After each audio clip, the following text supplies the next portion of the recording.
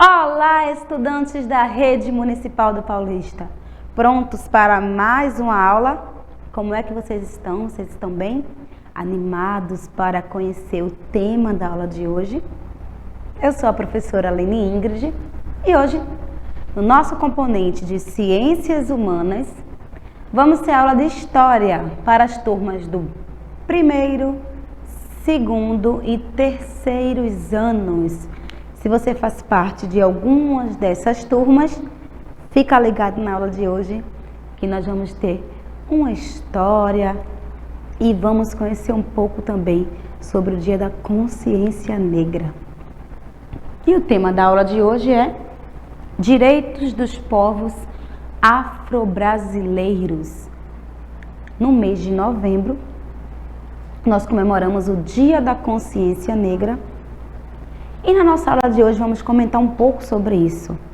Na aula passada a gente comentou sobre quilombos, né? O que era quilombo, a origem, o que é que significava. E eu deixei como desafio para você pesquisar o nome de alguns quilombos presentes em Pernambuco. E olha só, na última aula eu trouxe um mapa que representava as terras quilombolas, mas que esse mapa tinha sido elaborado no ano de 2015. E agora eu consegui trazer para vocês um mapa mais atualizado que foi feito nesse ano de 2022. E olha só quantas mudanças tiveram. Bem, eu pedi que vocês trouxessem o nome de alguns quilombos de Pernambuco. E se você der uma observada bem, aqui na parte do mapa de Pernambuco, nós temos duas terras que são tituladas e 95 terras que estão em processo de regularização. Então, são muitos nomes, são muitas terras. Eu selecionei para vocês 6 nomes, 6 povos quilombolas que estão presentes aqui em Pernambuco. Temos Águas Claras, Buenos Aires, Castanho, Estrela, Negros do Pajeú e Timbó. Temos aí esses 6 nomes de terras quilombolas, de povo quilombola que vive aqui em Pernambuco. E na nossa aula de hoje vamos falar um pouco sobre o Dia da Consciência Negra, comemorado na data de 20 de novembro, e é uma data que serve para relembrar sobre a luta, sobre os direitos do povo negro que vieram aqui para o nosso país na condição de escravo. Alguns que viviam lá na África eram príncipes, eram princesas, mas quando vieram para cá, vieram para ser escravizados, sem ter direitos, sem poder falar sua língua, sem poder praticar sua cultura.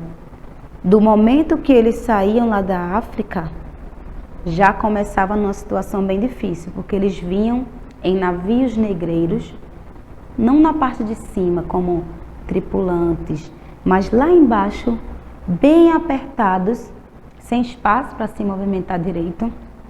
E como a viagem era bastante longa, no caminho da África até chegar aqui no Brasil, muitos deles não sobreviviam, acabavam morrendo.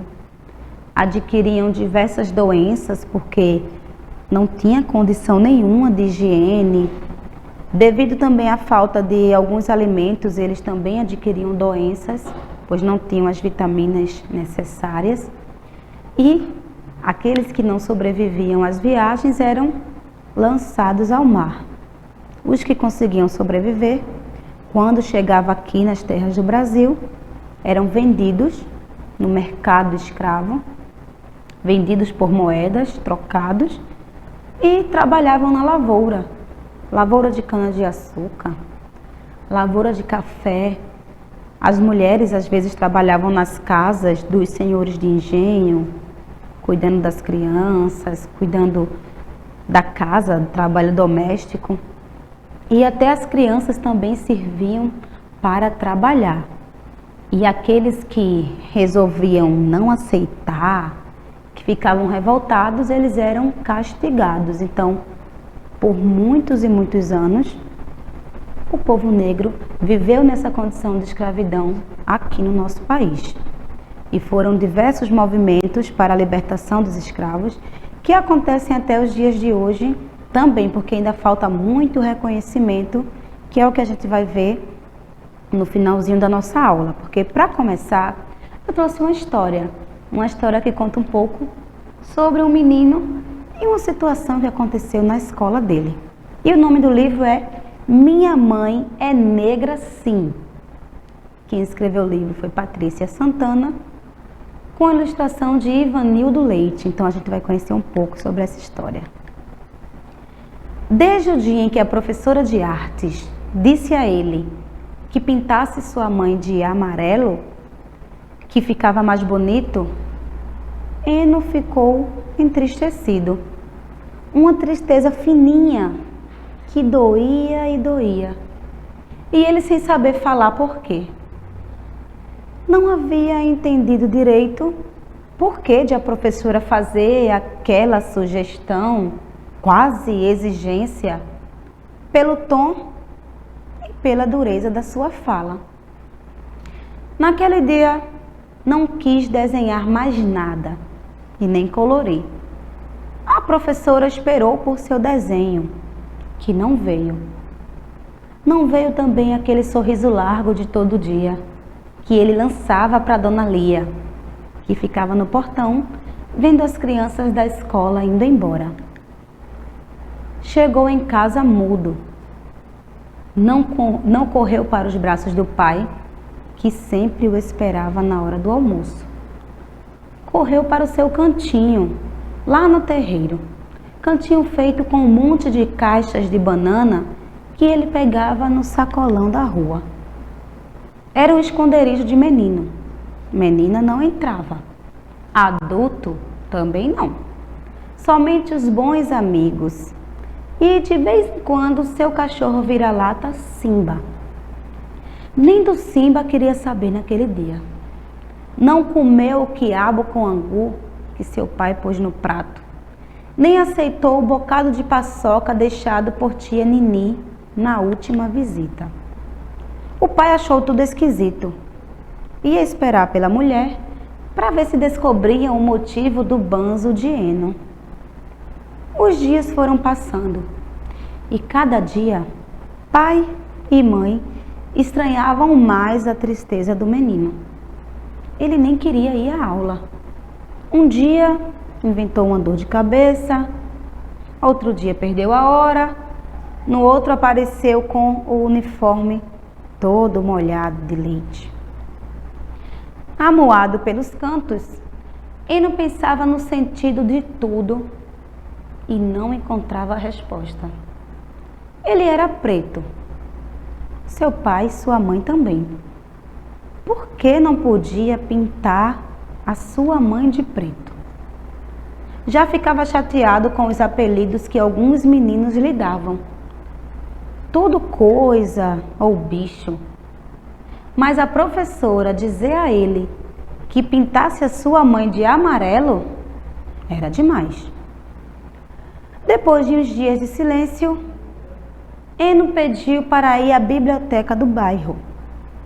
Seu pai, satisfeito pela mudança do menino, pela pequena mudança, deixou. Eno foi direto procurar no dicionário o significado da palavra preto. Lá, não viu muita coisa boa. Achou de novo tudo muito esquisito. Voltou para casa triste demais. Queria melhorar, mas não conseguia. Ainda mais na quinta-feira, que era dia de seu avô fazer a visita de sempre.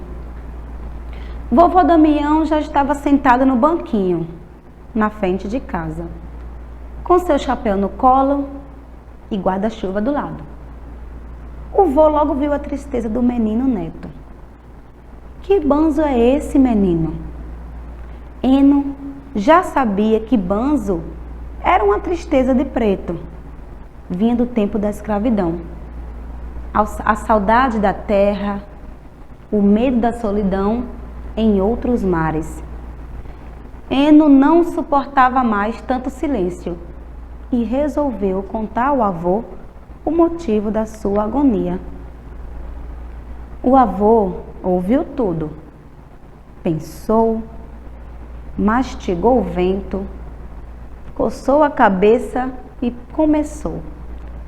Falava de uma forma que só avô sabe, dando uma aula mansa, contando do tempo antigo, falando das coisas de hoje em dia. Falou de racismo, das dificuldades que as pessoas negras enfrentaram e enfrentam para serem aceitas neste mundo. O sorriso voltou ao rosto para presentear Dona Lia. A professora, no corredor, recebeu o desenho feito com orgulho e dignidade. Professora, meu desenho de mãe. Não pintei de amarelo, pintei de preto, em negro, como é a minha mãe, como é a jabuticaba, o ébano, a beleza da noite escura. Pintei com a cor de mim mesmo. A professora olhou espantada, mas percebeu a seriedade da situação. E Eno completou: qualquer dia desses, meu vô vem aqui dar aula, para todos aprenderem sobre nossa história. Na cabeça de Eno, tocava uma música que seu avô havia cantado para ele. Eu sou negro sim, como Deus criou. Sei lutar pela vida, cantar, liberdade. Gosto dessa cor. Eu sou negro sim. E aí, vocês gostaram da história? Olha só que situação aconteceu, né? O menino ficou bastante aborrecido porque tinha que pintar sua mãe de amarelo, mas ela era negra. E aí o avô explicou toda a história sobre o povo negro, sobre a luta desde quando saíram lá da África. E eu trouxe para vocês alguns trechos do Estatuto de Igualdade Racial, que são leis que servem para garantir o direito do povo negro. Existem diversos segmentos, eu trouxe alguns para a gente poder conhecer aqui na sala. Primeiro é sobre a saúde. Toda pessoa tem direito à saúde, a ter atendimento médico, ter sua vacinação em dia. O povo negro muitas vezes tem algumas doenças específicas, mas que têm o direito de serem tratados e de, quando está numa fila para ser atendido, receber o tratamento igual a de todos os outros, pois todos nós somos iguais, todos os direitos são iguais. Não existe ninguém melhor do que ninguém pela sua cor ou pelo seu tipo do cabelo, né? Imagina só a gente ser julgado pelo jeito que a gente usa o cabelo, pelo jeito que a gente usa a roupa. Às vezes tem pessoa que nem conhece, e quando olha já quer julgar. Então, ó, é crime, tá? Ninguém deve ser julgado pela cor da sua pele. Sobre a educação, temos uma lei, que é a Lei 10.639, que fala que em todas as escolas, elas têm a obrigação de falar sobre a história do povo negro e do povo indígena, sobre a cultura desses povos. Então, toda instituição de ensino tem que conversar sobre esse assunto, mostrar a realidade, a cultura, a herança deixada por esse povo, tá? Algumas escolas se recusam a falar sobre, tem até algumas famílias que não querem que seus filhos aprendam sobre esse assunto, mas faz parte da história do nosso país e faz parte da nossa história também, porque é a luta dos nossos antepassados, que mesmo sendo uma coisa que aconteceu há tanto tempo atrás, ainda existe nos dias de hoje, infelizmente.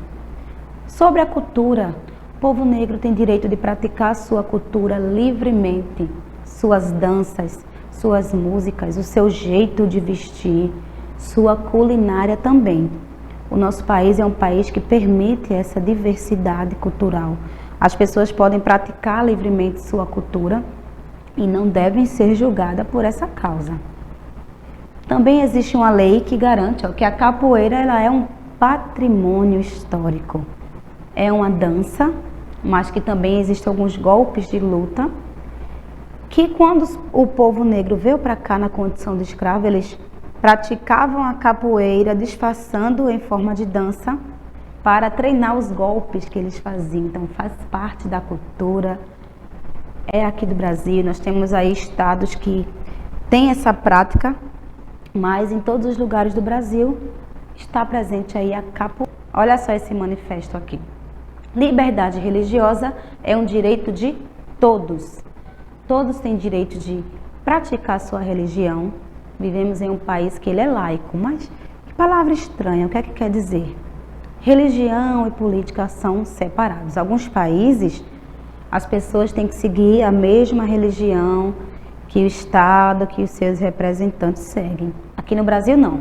Cada pessoa tem liberdade de escolher sua religião e de praticar. O que acontece é que muitas vezes existe o preconceito com determinadas religiões de matrizes africanas, como o candomblé, a umbanda, entre outras, que são diversas que existem. Então, uma luta do povo negro atualmente ainda é poder praticar sua religião, seus rituais, suas festividades.